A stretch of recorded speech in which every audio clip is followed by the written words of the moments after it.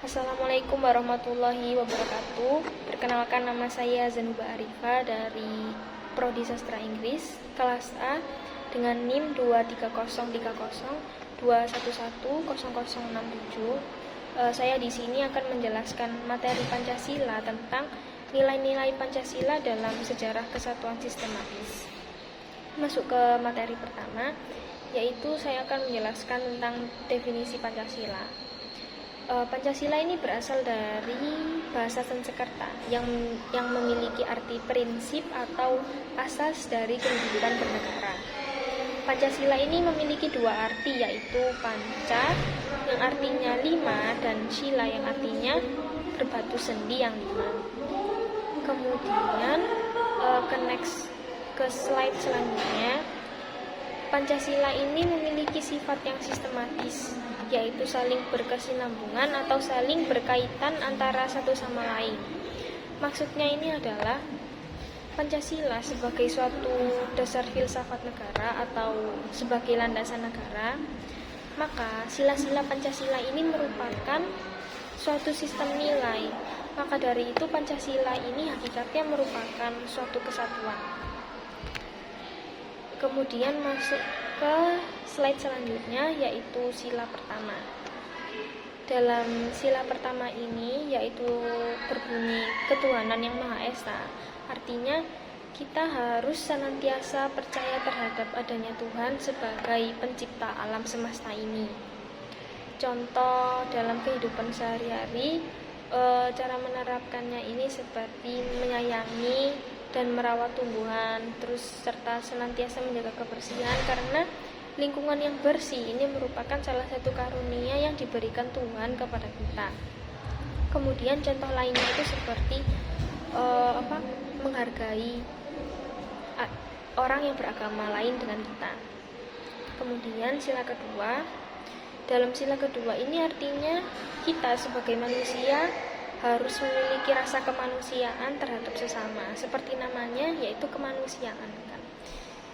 Kemudian contohnya itu seperti jika ada kasus polusi buruk ya di kota lain, maka kita sebagai warga negara ini harus juga ikut mengadakan pengendalian polusi agar orang-orang yang terkena polusi di kota sana itu bisa merasakan udara yang bersih juga seperti kita. Kemudian contoh lain lagi itu seperti jika ada bencana alam, maka kita harus mengirimkan bantuan sebagai rasa kemanusiaan, seperti mengirimkan bantuan obat-obatan, mengirimkan bantuan makanan, minuman, ataupun pakaian atau selimut. Kemudian masuk ke sila ketiga.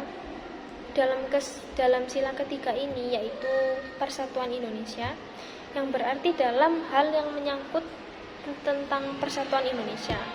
Seperti Persatuan Indonesia ini merupakan suatu kesatuan bangsa yang mendiami wilayah tertentu, serta wajib membela dan menjunjung patriotisme terhadap suku dan kebudayaan bangsa. Contoh menerapkan sila ketiga ini menghargai perbedaan yang ada dan tidak membuat kericuhan antar umat beragama, seperti ada kasus pemboman tempat ibadah. Nah, itu membuat kericuhan antar umat beragama, seperti contoh umat Kristen membom masjid. Itu sangat tidak mencerminkan Pancasila ketiga. Kemudian masuk ke slide keempat. Sila keempat ini yaitu kerakyatan yang dipimpin oleh hikmat kebijaksanaan dalam permusyawaratan perwakilan. Artinya dalam sila ini mengandung nilai-nilai kerakyatan, seperti contoh tidak memaksakan kehendak orang lain. Kemudian melakukan suatu rundingan jika terjadi masalah dalam satu lingkup masyarakat itu, maka harus dirundingkan bersama. Kemudian masuk ke slide kelima, slide terakhir, yaitu sila kelima. Dalam sila kelima yaitu keadilan sosial bagi seluruh rakyat Indonesia, yang artinya ini bermakna adil terhadap sesama. terutama untuk seorang pemimpin yang dia tuh diwajibkan memiliki rasa tanggung jawab dan adil terhadap sesama, karena besar harapannya masyarakat ini percaya terhadap pemimpin tersebut. Jadi pemimpin ini harus benar-benar adil dalam memimpin suatu kelompok tersebut.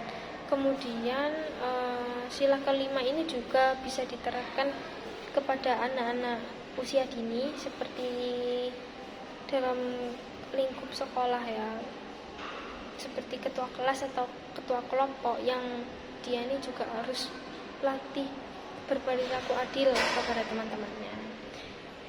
Sekian presentasi saya, mohon maaf apabila ada salah kata yang saya katakan. Wassalamualaikum warahmatullahi wabarakatuh.